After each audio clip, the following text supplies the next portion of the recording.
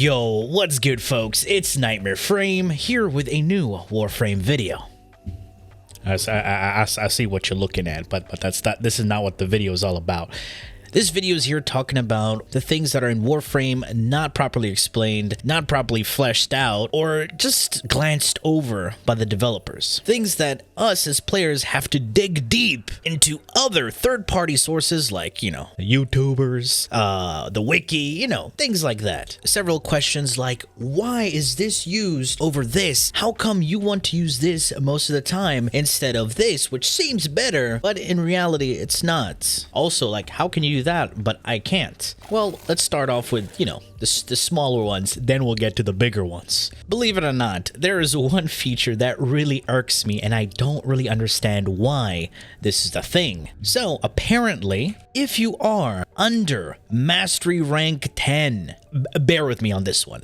If you are under Mastery Rank 10, you cannot do this.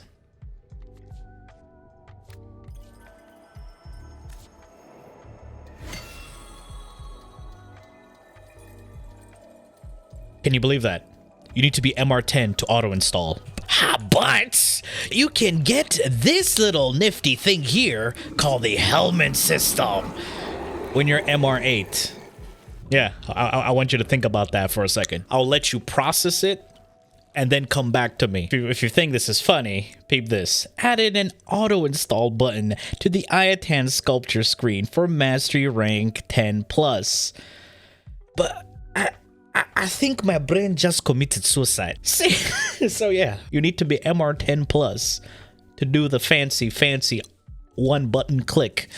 Here's another big thing that confuses a lot of players.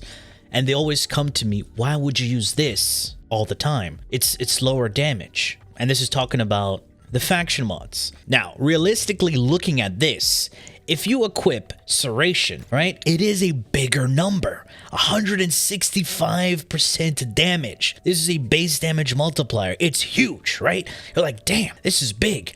Why would this idiot run a faction mod? Like, when I put this mod here, nothing changes on the modding screen because a lot of new players or mid-game players or players who are just playing casually don't really pay attention. They just copy a build somewhere and they use it. Those players would see using a faction mod really stupid because it is 55%.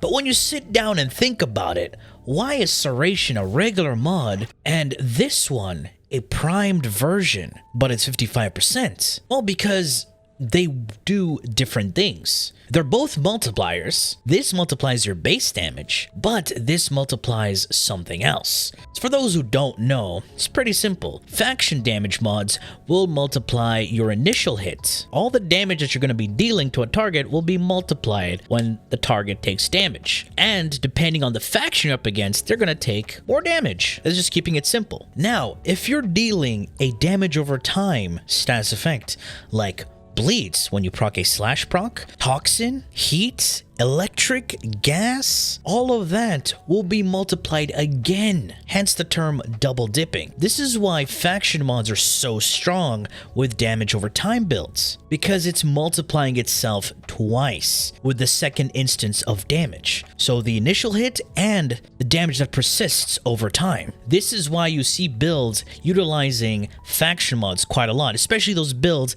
that go into high level missions. Nowadays, there's no need to run Serration because we have base damage multipliers from arcanes like Deadhead, Dexterity, Merciless. All of these give you base damage when you perform a certain action. Dexterity on melee kills, Deadhead on headshots, Merciless for just hitting enemies. And no, these buffs do not disappear right away, they decay over time. You just have to keep killing to maintain the buff. And those arcanes give you 360% base damage, which is pretty much a Serration, heavy caliber, and then some. I'm repeating myself quite a lot because people don't seem to understand. That arcane took an arcane slot to do way more than 2 mods equipped on your modding section. So if you want to do more damage, you have to split your multipliers. If you already have base damage on something, put something else that will multiply your outgoing DPS, like a faction mod, more crit damage, more fire rate, elements, etc., etc. If you want to to know more about damage calculation, how damage works, please do go check out my damage guide on how to do big PP damage.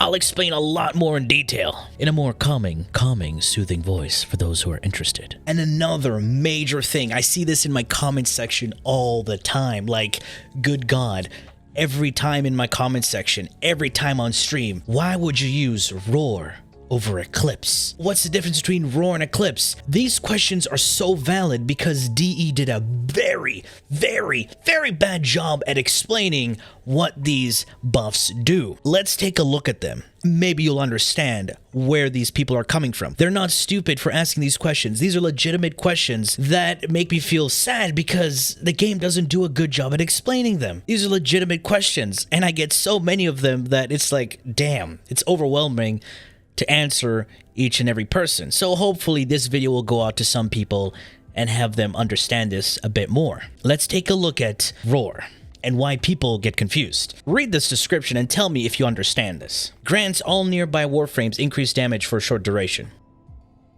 Okay. And you look at the damage increase, it's 119%. What the? That's tiny. While my Mirage does way more. Look at that, 666, bro, that's the devil's number. That damage is so evil. I understand. Now, when we read this ability description, it says, standing in light, Mirage deals heavy damage. Okay, what kind of heavy damage? Like just broadened damage. Doesn't explain what type of damage. While in the shadows, makes Mirage difficult to track and even harder to hurt. So when you read this, like, without looking at the attributes screen, you're like, okay, maybe she's evasive, invisible, etc. No, it's damage reduction. Now, let me explain the difference. Mirage's Eclipse is a weapon damage multiplier. It will multiply your total outgoing damage. That's right, total outgoing damage. As a whole, boom, multiplied, bam. You're like, okay, but what's the difference with Roar? If we go back to Rhino here, Roar is a universal damage multiplier. It will multiply your direct hit and double dip with DOTs. Wait, this sounds quite familiar. It does. We'll get to that. And it also works for your ability damage. Yes, it will multiply your abilities damage. You're like, huh. So wait, this works on abilities and weapons and it double dips on DOTs? This sounds like a faction mod. Well, yes. Rhino's Roar is literally a universal faction mod. And this multiplier is additive to your modded faction damage, making it quite strong. So if you're dealing with anything that bleeds enemies, like a slash weapon, bleeding enemies, heat damage over time, electric, gas, Roar is way better than running Eclipse, which deals heavy, direct, total damage. And what makes Eclipse even more annoying to use is that it's dependent on your lighting. Yes, your light surroundings can have you do more damage or lose damage. Okay, now that we're in the simulacrum, let me demonstrate how weird Mirage's buff is. So, if we were to shoot right now without Eclipse, we're dealing 16 damage when it crits and 4 damage when we don't crit. All right, so we're in the light right now. As you can see, we get that 666, and as we move closer, we will be in the shade, so we get damage reduction instead of the damage. As we have the buff, I'll be shooting here. That's 40. We're getting closer. It just dropped down to 30. 28, 28, 26, 23. See? As we went closer, we got more into the darker side of the simulacrum. This is where most of the light is. You see? Now we're dealing 60. So we go here to a brighter area. 68, unfortunately. Hold up, can I get a 69? 71. No! Hey, nice. We got a 69. There we go, 69. So, we got the good number now. See, depending on your light surrounding, you're going to be dealing either more or less damage, which is quite annoying.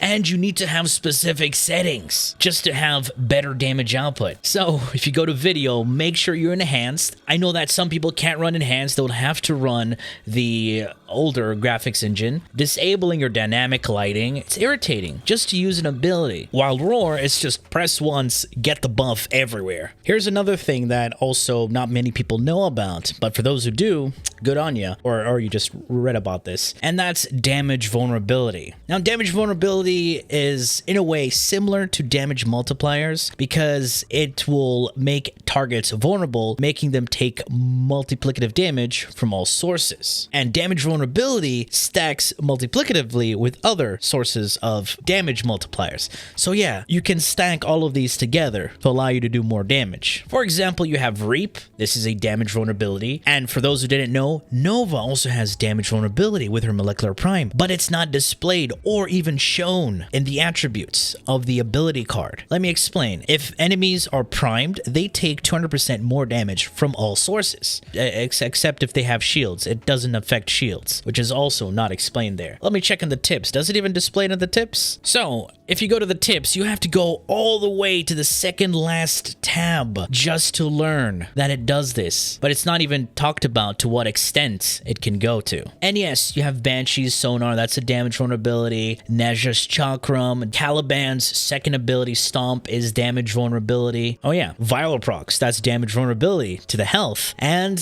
for those who didn't know, this is a big thing. People used this Sentinel for a lot of things to do with melee. When it stopped working with melee stuff, you stopped using it. But if you didn't know, Helios provides damage vulnerability, and that's with Detect Vulnerability. It's literally in the name. Wow. Explosions. So this gives you a 2.75 times a damage multiplier to highlighted areas. Pretty much a pocket Banshee. Just damn good, right? To be honest, there's a lot more to talk about, but these are some of the main things that people get quite confused about or don't know how they work. And the game does a very, very, very bad job at explaining things to the players. But also what's great is it's that us as players, enthusiasts, go out of their way just to figure these things out and help the community understand. And if I didn't cover something that irked you for quite a while, that you had a hard time figuring out, or you went out of your way just to find out, please leave it in the comment section. Tell me what you found out that wasn't explained in the game. It's going to be really interesting reading the comments and seeing what people discovered just by not looking at the game and going somewhere else to read, or testing for hours just to figure it out. Anyway, if you've learned or enjoyed this video, please feel free to leave a like, share, and subscribe for more Warframe content, streams, and so much more. Do refer to the description. Thanks for watching, and as always, peace.